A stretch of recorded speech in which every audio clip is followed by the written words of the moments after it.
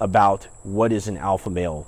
And this really isn't a subject I care about too much, but I see a lot of misinformation on the internet, and I want to address it. I'm not the first dating coach to address this, but I definitely want to put my 2 cents in because I think it really helps to put this in proper perspective. So you see online on Facebook, you see a lot of attention on what is an alpha male. And a lot of guys are looking at this because they're saying, okay, this archetype of an alpha male, what kind of behaviors does this exhibit, and how can we mimic these behaviors in order to extract a better result with females? Because we all know that females like the dominant alpha male, and we want that same result too. Okay? So the first thing I want to say about alpha male is, or the concept of alpha male, is that it's a dynamic status, if you will. Okay? It's a situational and environmental status that depends on where you're at, basically. Okay, so let's do an example. Let's say Conor McGregor. Let's say Conor McGregor isn't famous, but he can fight equally well as he can now, and he's equally as confident as he is right now as a famous guy, okay? And let's say you take Conor McGregor, and let's say that you insert him all of a sudden into a music festival. Okay, so there's a lot of hot chicks, you know, maybe topless chicks, body paint, whatever. There's a lot of girls at a music festival, you know, to be approached or whatever, to try to impress or attract or whatever, right? Okay, so Conor McGregor. Now, obviously, Conor McGregor would do just fine even if he wasn't famous attracting, you know, a girl, okay? But let's say you put him in this environment of music festival. Alpha male at a music festival, in that case, where there's a communal value of moving your body and being relaxed, whereas an MMA fighter might be a little bit more tightly strung, you know, and obviously an MMA fighter knows how to move his body too, and probably the average MMA fighter would dance even better than the average Joe. But the king of the music festival is the guy that can move his body the best and be as relaxed as possible. Okay, so in that case, Conor McGregor would not necessarily be the alpha male of the music festival where that communal value is dancing. Okay? And again, I'm using the example of probably the most alpha guy that we see in the media, okay, or at least a very extreme example to illustrate my point. Because, right, the average guy is nowhere near as confident or as tough or as skilled as Conor McGregor, okay? So, and now let's take the opposite. Let's say you take the king of the music festival, long-haired guy, dances amazing, super chill, probably strung out on drugs or whatever, right? Now let's say all of a sudden you take that guy and you put him in an MMA gym. He's going to get fucking smashed, right? Because he doesn't train. He might even be physically fit, but he's still going to get smashed. And he will not have the same social standing. Even, let's say you take no women in the gym. Let's just say it's only men. He will still not have the same social standing as he would at the music festival. Because, again, that communal value at the MMA gym is, you know, how tough are you or how good are you at the art of jiu-jitsu or Muay Thai or whatever it is that you're training. Okay, so in this way, we can see that the alpha male is, the concept of alpha male is dynamic to the environment. And you might have even seen this before. You might have even been in an environment with a guy who was the king of his particular environment. And then let's say you hung out with that same guy one-on-one at the bar. And let's just say you're a little bit more open-minded or perceptive than this guy, or maybe just that particular day you're on it and that guy didn't have sleep or whatever. Or just, you know, like for whatever reason, he's just not on it that day. And you're hanging out with this person one-on-one. And you can perceive in that environment that you might have the superior status because that other person, the way that you would perceive this is because that other person is being more reactive to you than you are to him in conversation. Okay, and this can happen. You might have even noticed this before in your life. So understand how the concept of alpha male is a dynamic, it's a situational and environmental concept. There's no one universally alpha guy in every situation. And this is important to dispel this myth because you're not going to hold yourself as accountable to this, you know, this mythical status and then get down on yourself when you can't live up to it in every single environment. It's just not possible. Okay? So that's something really important to understand about being an alpha male. Now, the other thing is being an alpha, what is really an alpha male when we look at it specific to its environment? What is it? Okay? And I think a lot of people have a misconception that it is who can sort of like just fucking, be the shit. Who can just be the shit, independent of everybody else, have this fuck you attitude and just fucking dominate. Okay, and I think that's a misconception. And let me explain why. A selfish individual, and that behavior is basically super selfish. A super selfish individual cannot be a proper caretaker for a tribe. They can't do it. Let me explain. So in boot camp, if you are somebody that's fucking up all the time, so you're not putting the effort to keep up with the rest of the group on the run, or if you're someone that's not paying attention to instructions because you're being selfish with your thoughts instead of paying attention, you will get hazed. You don't rise to the top in that case because you were selfish. And that is a great example because that you got to fucking perform there. And it's a very dog-eat-dog tribe in that case. Okay? So see how the recruit that's fucking up does not rise to the top. He gets hazed, socially ostracized.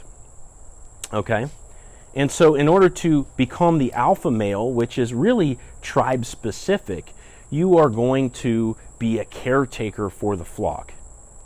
Okay, so it's an unselfish position despite the fact that it has its own benefits, right? The alpha male is going to get the girl. The alpha male is going to get the respect of the other men, but not a good reason.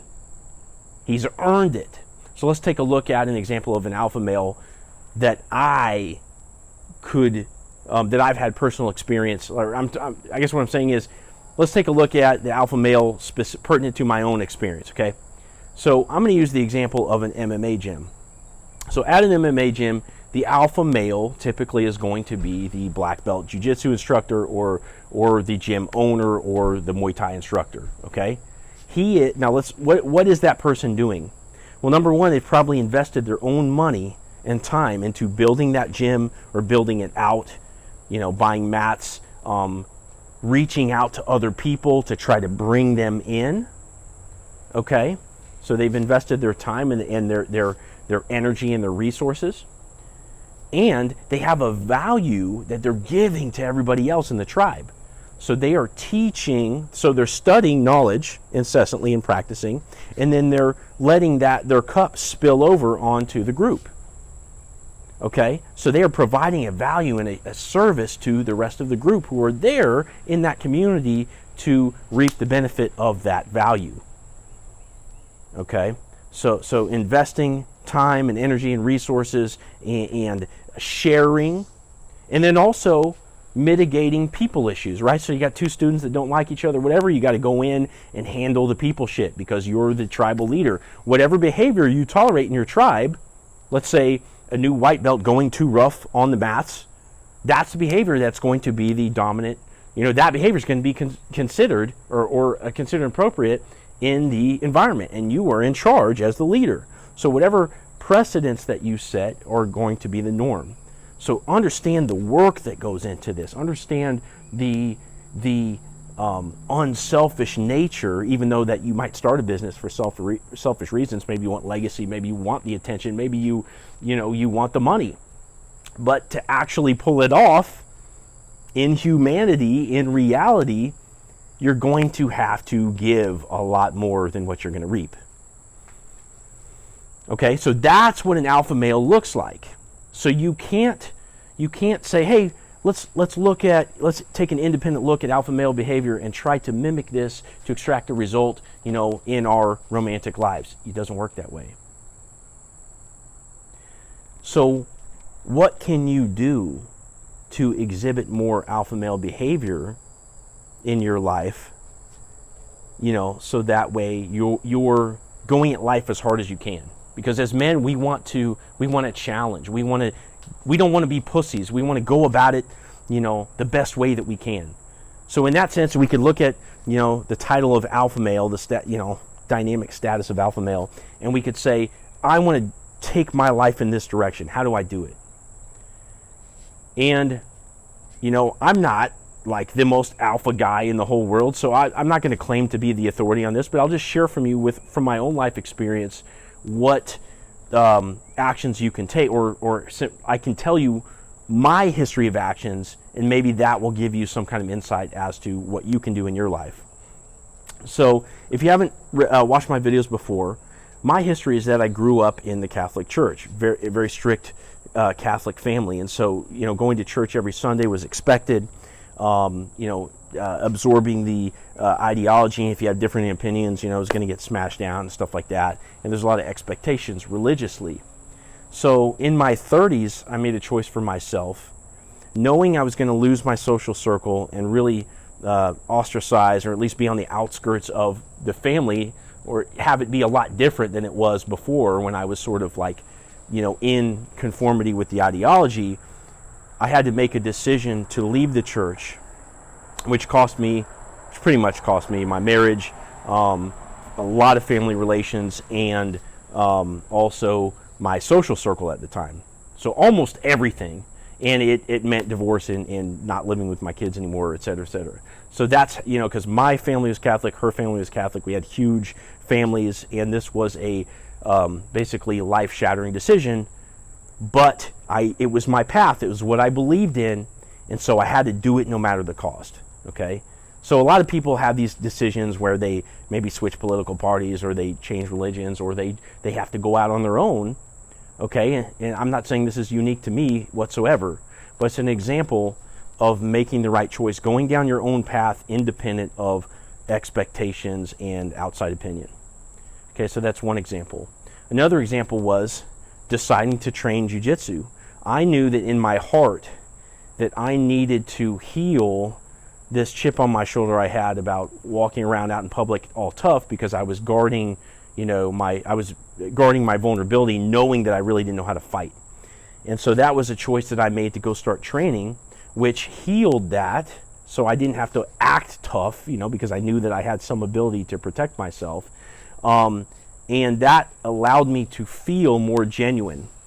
Again, another choice that was in relation to be observant of what was going on in here and taking action to correct. Okay, so going down a path. And that was despite lots of resistance from my wife at the time, and and it cost money when we really didn't have it and stuff like that. But it was jumping into the water, from a high up rock. Okay. And I think, and lastly, I'll give an example. So when I started putting out dating videos, I was part of a really big MMA tribe. And when I first started putting it out, I was just one of the tribe members, claiming to be an expert by putting out content. Okay. And so in doing this, I got a lot of resistance, because again, the people around you aren't necessarily going to see the same vision that you have. And so social pressure was very high to maybe not be so conspicuous with what I was doing, but I really believed in it. Okay? And so ultimately, these decisions that we make, going down your own path, independent of outside opinion, okay, is going to get you closer to, this concept of alpha male behavior. I'm not claiming that that's me or anything like that, but I'm trying to give you examples of what I think it actually looks like, okay? Because these types of decisions is what's going to guide you to actually being able to caretake for a flock, because, everybody else is just coping as well. Like all the problems that you face in your life, everybody else has these same problems, okay? And so the only way to really take care of other people is to conquer the problems in your own life. Okay, and so you're going to have to make some hard decisions in your life to be able to do that. And so ultimately, okay, take me. So after putting out all this content for a long time, and after having, a really amazing partner come into my life, as a product of hitting the dating world really hard, I knew that I had something to share with others. Okay, and now I'm in the process of creating a flock of people that are absorbing dating advice, so that way they can have really amazing relationships as well. Okay, and so that was, again, rewind back to the decision to keep putting out content despite having a spoof Instagram account out on me or whatever by some of the people I used to train with, or despite people putting out 20-minute videos about, local dating coaches are idiots and all this kind of stuff, right? Like, despite all this resistance in my own social circle that I care about, because I care about, my reputation in the MMA community, because that's part of my life too, right? Despite all that, still doing what it is that I do. Okay?